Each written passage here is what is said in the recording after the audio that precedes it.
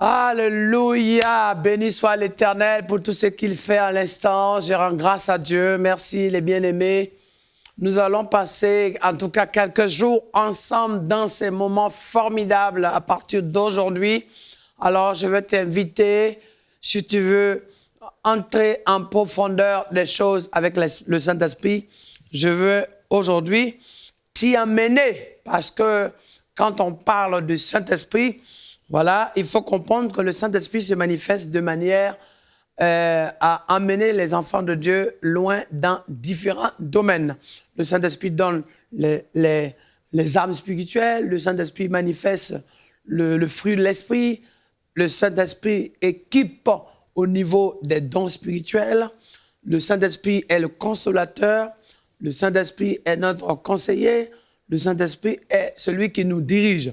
Donc, en ce qui concerne aujourd'hui, en tout cas dans ces jours que nous allons voir ensemble pendant ces 5 émissions directement alignées, c'est-à-dire à partir d'aujourd'hui, nous allons voir tout ce qui concerne les dons spirituels. Je vais vous inviter, vous qui voulez vivre ces moments, vous qui voulez recevoir, ou du moins ceux qui ont déjà, mais qui ont besoin maintenant que ces dons soient plus efficaces ou ces dons soient vraiment dans une dimension de manifestation. Je vous demande à l'instant de prendre un programme de jeûne et prière que vous couperez le soir avec un thème précis. C'est-à-dire qu'à partir de demain, vous allez vous mettre en jeûne et prière pour demander le don sur le domaine de la révélation. Et à partir de jour suivant, c'est-à-dire demain, le don de révélation. Ensuite, vous prenez un jeûne de prière pour le don de la catégorie puissance, voilà. Et le 3e jour, vous allez de jeûne encore, que vous allez faire, vous allez demander le don de la catégorie inspiration. Et après le 4e jour de jeûne, voilà, parce que je suis en 5 jours successifs du programme que nous avons, donc le 4e jour de jeûne, ça veut dire le dernier jour du programme, vous allez demander à Dieu maintenant de disposer votre cœur pour recevoir. Donc, vous pouvez couper à 18h. Ceux qui sont soumis aux règles, le médicament, vous pouvez prendre aux heures de vos médicaments. Ce qu'il faut, si c'est un petit manger avec de l'eau, vous pouvez le faire. Mais ceux qui ne sont pas soumis peuvent rester en jeûne. Mais en tout cas, une chose est sûre, le programme sur les dons spirituels, je ne veux pas que ça soit simplement juste un bon message que vous allez disposer à écouter. Ça ne sert à rien, en fait, d'écouter tout le temps. Vous notez chaque fois et vous notez. Et en fait, en réalité, ça reste juste des écrits. Je veux que, au-delà des écrits, que cela soit une réalité d'impact manifestée dans votre vie, que vous recevez quelque chose. Parce que la Bible dit que la lettre tue, mais l'esprit vivifie. Voilà. Donc, et vous devez aujourd'hui entrer dans cette dimension de la réalité des dons spirituels. D'autant plus que les dons spirituels sont donnés aux enfants de Dieu pour que chacun puisse être disposé à manifester selon la grâce que Dieu lui a donnée. Et le Seigneur nous a promis aussi de mettre à notre disposition, selon sa parole, pour que tous ces dons servent à nous édifier, à nous consoler, à nous encourager, à nous remplir, à nous bénir, à nous parler et à permettre à ce que chacun soit une bénédiction pour son prochain, parce que le don spirituel consiste à l'édification de la communauté, ou du moins de sa vie spirituelle, de sa marche avec Dieu. On profite de sa relation avec Dieu et dans sa propre famille et dans son entourage. Donc, le don spirituel reste vraiment un domaine qui est beaucoup souvent ignoré parce qu'on attribue le don spirituel par moment simplement à quelques dons comme le parler en langue et par moment aussi comme le don de prophétie. Et le reste, basta, on a du mal à comprendre comment le don spirituel se manifeste. Mais il faut que vous compreniez que Dieu nous a donné l'univers des dons. L'univers du Saint-Esprit ne s'arrête pas à ce que nous savons. Dieu peut utiliser chacun de différentes manières. Dieu peut donner des différentes grâces à chacun. Dieu peut attribuer des faveurs pour que chacun de nous puisse être une bénédiction. Voilà. Et par moments aussi, on parle beaucoup de dons de vision. J'ai fait une vision, j'ai vu une vision. Tout ça, c'est très bien. Mais il faut comprendre que dans le don spirituel, il y a un élément qui doit être majeur, c'est que le Saint-Esprit donne les dons afin d'édifier le peuple de Dieu. Pas pour pouvoir se monter ou avoir des choses méchantes ou pouvoir rentrer dans la colère ou peut-être vivre dans l'ignorance. Et une église ou un ministère et un homme de Dieu ou un enfant de Dieu qui n'a pas les dons spirituels, c'est un manque, c'était vraiment une sorte d'handicap parce que le premier élément du réveil de l'église, c'est la manifestation de dons spirituels. C'est comme si vous dites, oui, j'ai le Saint-Esprit est à moi, on a la présence du Saint-Esprit, et vous ne voyez pas, ni le fruit de l'Esprit, ni les armes de l'Esprit, et encore moins les dons de l'Esprit. Alors, oui, il y a un problème, il y a une contradiction. Le Saint-Esprit ne peut pas être là sans que vous ayez ces dons. Voilà. Si vous êtes, c'est comme si vous êtes dans ce monde, vous dites, voilà, je suis vivant, et vous dites, voilà, je vis, mais bon, je ne respire pas. Voilà. Donc, il faut que l'univers du Saint-Esprit nous amène à toucher, à accéder et à vivre ce que le Saint-Esprit fait, ce que le Saint-Esprit opère. C'est pour ça, ça reste ce qu'on appelle la manifestation surnaturelle des choses de l'Esprit. L'univers de dons spirituels, c'est la manifestation surnaturelle. Pourquoi surnaturelle? Parce que ça reste des choses que nous, naturellement, on manifeste, mais dont l'origine et la source vient du Saint-Esprit qui est au-delà du naturel. Voilà. Et on a aussi laissé l'univers des choses spirituelles au monde des ténèbres. On sait bien que le monde spirituel est actif dans le nuisible, le monde spirituel fait des dégâts, la sorcellerie fait des dégâts, la magie fait énormément de dégâts. C'est pour ça que les gens, en fait, à un moment donné, qu'est-ce qu'ils font? Ils savent qu'il y a les magiciens, il y a les pratiques occultes, il y a les orgies. Et puis bon, nous, on est des enfants de Dieu, on croise les bras, on note ce qui se passe en mal, on fait la liste de ce qui se passe dans le monde spirituel ténébreux, voilà, et puis on se regarde, voilà. Or, on a oublié que le livre des Actes des Apôtres doit être une réalité des enfants de Dieu. Et moi, quand je lis ces choses, je suis en train de me dire, on peut comprendre que quand Christ dit, voici, si vous avez la foi, dans le livre de Matthieu, chapitre 21, vous ferez les choses plus grandes que moi. Et aussi Jean, chapitre 14. Voilà, donc on va voir. Et vous ferez les choses que j'ai faites et même des plus grandes. Voilà, souvent, on a du mal à percevoir que ces choses sont des réalités. Mais lorsqu'on commence plus tard à voir qu'après Christ, les apôtres ont vécu ce qui était écrit, on peut se poser des questions pour savoir réellement dans quelle époque nous sommes. Est-ce que nous avons tous le même Dieu? Voilà, il est temps en fait que la peur change de camp. Il peut faire vous dire ça maintenant. Il faut que la peur change de camp. Je répète, la peur doit changer de camp. Aujourd'hui, les chrétiens vont à l'église, mais on continue d'avoir la peur des magiciens, des gens qui sont dans l'occultisme. Mais la peur doit changer de camp. Ça veut dire que quand le monde spirituel des ténèbres voit un enfant de Dieu arriver, il doit voir dans l'enfant de Dieu la lumière de Dieu, la gloire de Dieu, la puissance de Dieu, et on doit pouvoir faire un constat pathétique direct que celui qui est en nous est plus grand que celui qui est dans le monde. Ça ne doit pas être des versets bibliques qu'il faut répéter, parce que nous sommes aujourd'hui dans un christianisme un peu photocopié, raccourci, copié-collé.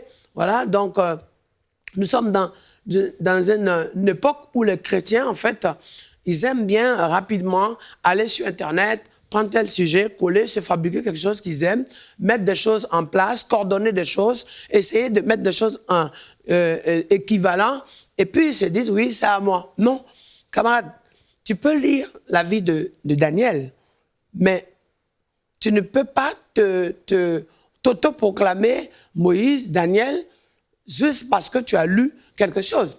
Voilà ce qui se passe aujourd'hui. Les gens ils disent, ah, Bénigne, Dieu l'a utilisé. Waouh, voilà, je veux l'onction de Bénigne. Et après, on s'approprie. Camarade, tu ne peux pas être Moïse, tu ne peux pas être Élie, tu ne peux pas être Isaïe. Tu es toi. Sauf que par contre, la seule chose que tu dois comprendre, c'est que Dieu, il t'a donné accès d'avoir le même esprit, le Dieu d'Abraham, le Dieu d'Israël, le Dieu d'Isaac, le Dieu d'Ézéchiel, le Dieu de Jérémie et le Dieu d'Ésaïe. Dieu te donne la même chose, et même plus encore, parce que, vous voyez, il dit, dans les derniers jours, je répondrai de mon esprit sur toute chair, dans le livre de Joël, chapitre 2, que nous voyons aujourd'hui à partir du verset 28. Il dit, dans les derniers jours, lorsque les événements seront rudes, difficiles, que vous voyez qu'il y a beaucoup de choses qui se passeront, tremblements de terre, guerre par-ci, nation contre nation, épidémie, situation, calamité, tremblement de terre, situation dans les cieux, tempête, cyclone, typhon, etc., instabilité, panique, trouble. Vous allez vous rendre compte d'une chose, le Seigneur va manifester encore plus grandement sa gloire. Il faut qu'on comprenne ces choses-là pour qu'on se rende compte que Dieu a levé à chaque époque, à chaque génération des hommes et des femmes. Il faut que tu saches aujourd'hui, dans ta famille, c'est toi que Dieu a besoin d'utiliser. Dans ta régénération, Dieu veut impacter dans ta vie. Pourquoi tu lis Esther et tu oublies que ce que Dieu a fait avec Esther, Dieu peut le faire avec ta femme. Pourquoi tu lis que David a combattu Goliath, pourquoi aujourd'hui tu ne comprends pas que Dieu veut se servir de toi, même si David n'avait pas l'âge pour porter les armes conventionnelles, mais il avait le Saint-Esprit, et le Saint-Esprit est l'arme la plus grande au-delà de la convention ou des règles conventionnelles pour pouvoir mettre par terre l'ennemi qui est en face de toi. Mais il faut que tu saches que Dieu en toi sera manifesté par la présence du Saint-Esprit qui remplit ta vie. De sorte que tu te rends compte, comme David a dit, Goliath, tu viens contre moi avec les armes, la lance et le javelot, mais moi je viens avec toi avec la main de l'Éternel. Donc, avec le Saint-Esprit, il faut qu'on retourne aux sources spirituelles et qu'on arrête simplement de chercher à faire des photocopies et des copies-collées des X, Y, parce qu'il faut aller à la source. Et moi, en tant qu'homme de Dieu, je ne dois pas vous emmener à moi, je dois vous emmener à Dieu. Mon rôle, ce n'est pas de vouloir croire que vous soyez des gens qui me suivent, mais je dois pouvoir vous prendre et vous propulser dans la dimension de la plénitude de Dieu. Je dois pouvoir vous emmener, pousser un peu cette image que j'aime bien donner dans ce jour-ci. J'ai dit l'image de la piscine de Bethesda, où il y avait 5 portes. Et autour de cette piscine, il y avait plein de malades qui étaient là. Des gens souffrants, des gens venus de tous les lieux. Et ce qui est quand même paradoxal, c'est que la Bible dit que chaque passage de l'ange créait une opération de timing, de miracle, de guérison, et qu'il fallait sauter tout de suite à l'intérieur de cette eau et ressortir guéri, purifié de toutes sortes de maladies. Et il y avait un homme qui avait 38 ans qui était là en place, au milieu de tout ce monde.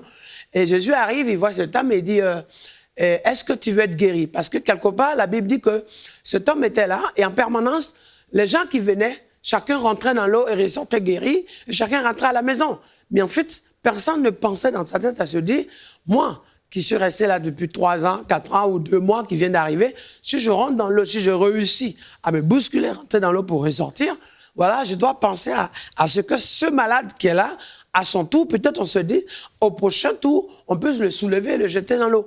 Mais là, vous voyez, la Bible dit que 38 ans, monsieur était là, comme on dit en créole, mitimal, monsieur était 6 places là, depuis longtemps, il s'était calé. Mais il était devenu, à un moment donné, décoratif. Il était devenu un élément de décor. Il était confus même dans sa situation, considéré comme un habitué. Il était devenu même un doyen de l'espace.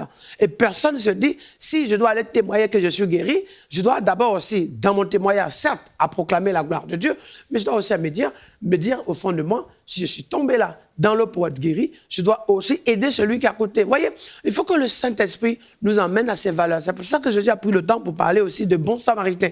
Il y a des Samaritains, mais il n'y a pas beaucoup de bons. Il faut que le Saint-Esprit nous amène dans cette beauté. Ensuite, c'est pas fini. Donc Jésus dit, OK, toi, tu attends que l'ange passe pour que tu rentres dans l'eau pour être guéri, donc tu as du mal, il n'y a personne pour t'emmener. C'est vrai, c'est ce que tu as dit. Mais est-ce que veux-tu être guéri? Voilà, c'est la question que Jésus a posée à cet homme. Veux-tu être guéri? Est-ce que tu as besoin de la guérison? Donc c'est ce que Jésus te pose question aujourd'hui. Est-ce que tu veux le don spirituel? Est-ce que tu veux prophétiser? Est-ce que non seulement tu veux être guéri, mais est-ce que tu veux avoir le don capable d'être utilisé par Dieu, par le Saint-Esprit pour pouvoir guérir les malades? Parce qu'il a dit quoi? Marc chapitre 16, il dit que il a donné celui qui aura la foi, voilà, qui fera confiance en Dieu. Dieu lui donnera l'accès illimité de tous ses dons, parlant en langue, guérison des malades, libération des captifs. C'est super ça. Il dit alors, en mon nom, vous guérirez les malades. En mon nom, vous guérirez les malades. Donc, est-ce que tu veux que Dieu se serve de toi pour pouvoir guérir les malades? Et regarde, c'est encore plus fort. Il dit en mon nom. Donc, si en son nom, tu guéris les malades, mais lui, il vient devant toi pour dire maintenant, je vais t'utiliser pour guérir ce double. C'est une double portion, c'est une grâce. Donc, au nom de Jésus, tu guéris les malades.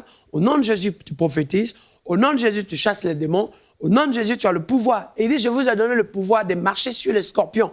Je vous ai donné l'autorité de briser les œuvres du diable. Je vous ai donné la grâce, la plénitude, afin de marcher. Aïe, aïe, aïe, aïe.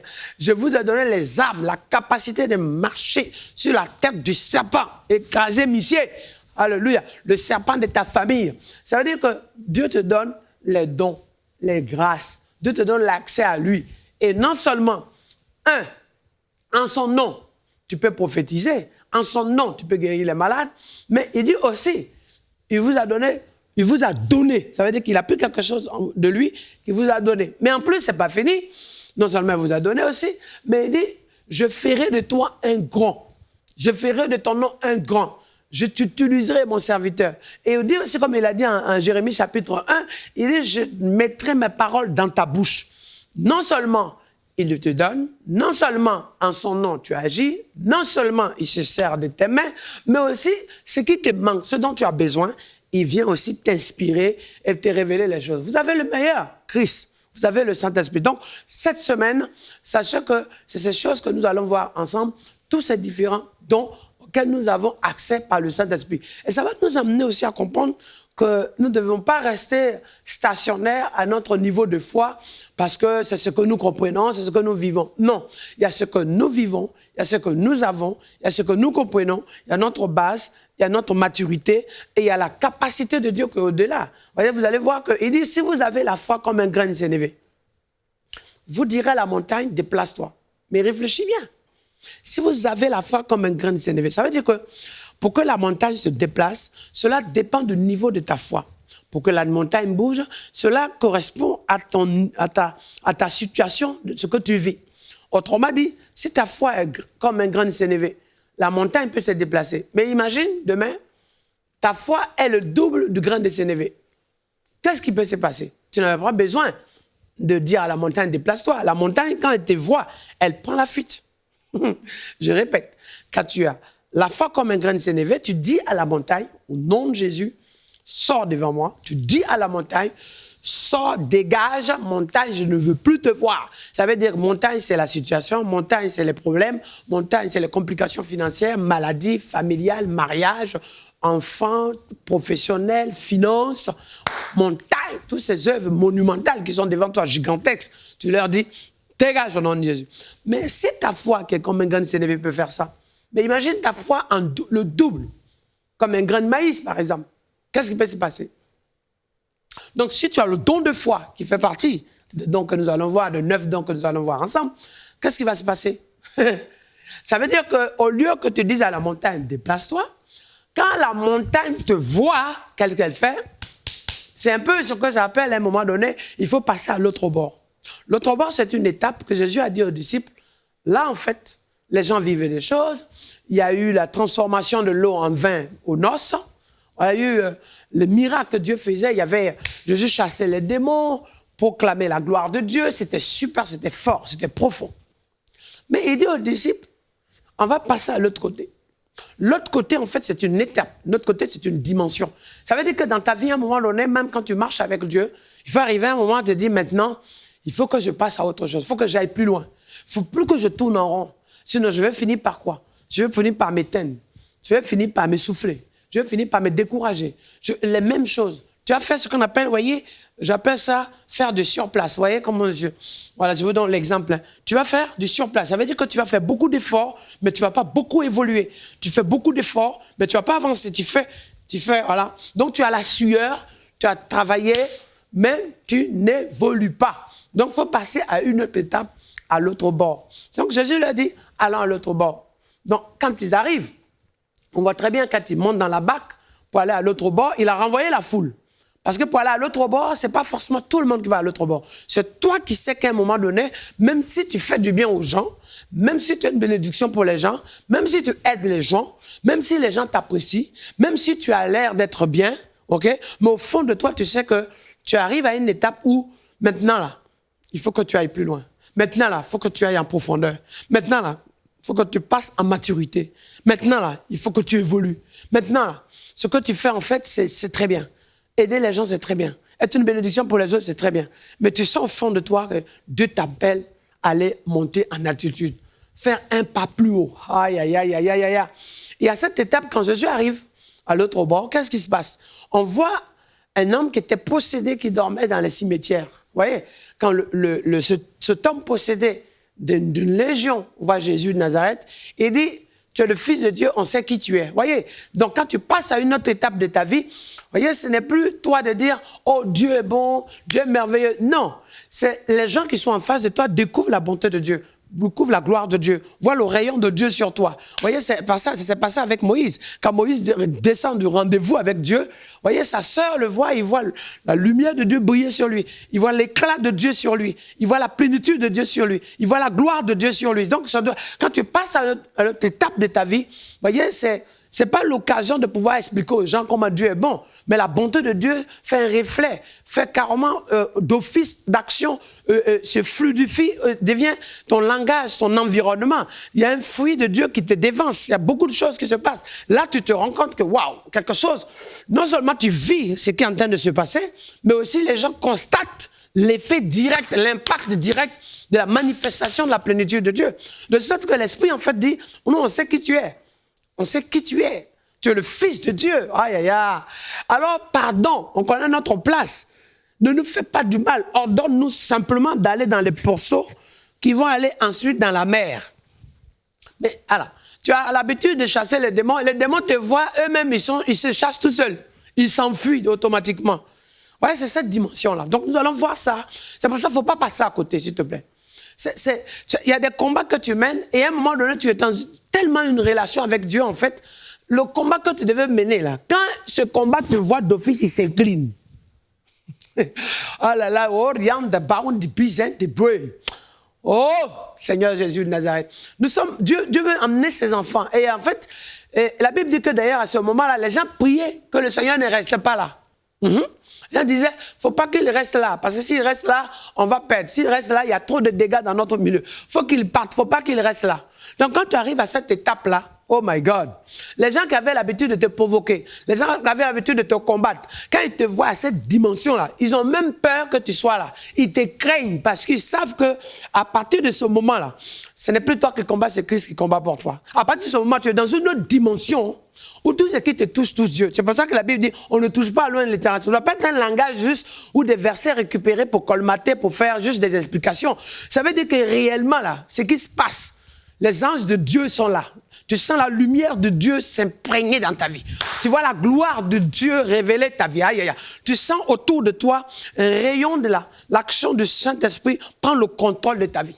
Tu sens à ce moment précis quelque chose, un mouvement. Il y a un mouvement qui se passe. Il y a quelque chose qui se produit. Donc, les dons spirituels vont vous aider, en fait, à rentrer dans cette dimension. Et dans les différentes étapes de toutes ces catégories de dons, on va se rendre compte qu'on a accès à tout. My God! Et que le Seigneur nous appelle à une autre dimension. Il nous appelle à un autre bord. Vous savez, quand on était enfant, on aspirait dans la vie de faire des choses. Quand on était jeune, ado, on voulait apprendre à comment ressembler à quelqu'un. Quand on était jeune, on voulait faire une preuve de quelque chose pour démontrer qu'on veut faire qu'on sait faire quelque chose ou qu'on aurait aimé faire quelque chose. OK? Mais quand on devient adulte, on est assis à se dire, maintenant, on doit faire les choses promptement en responsabilité.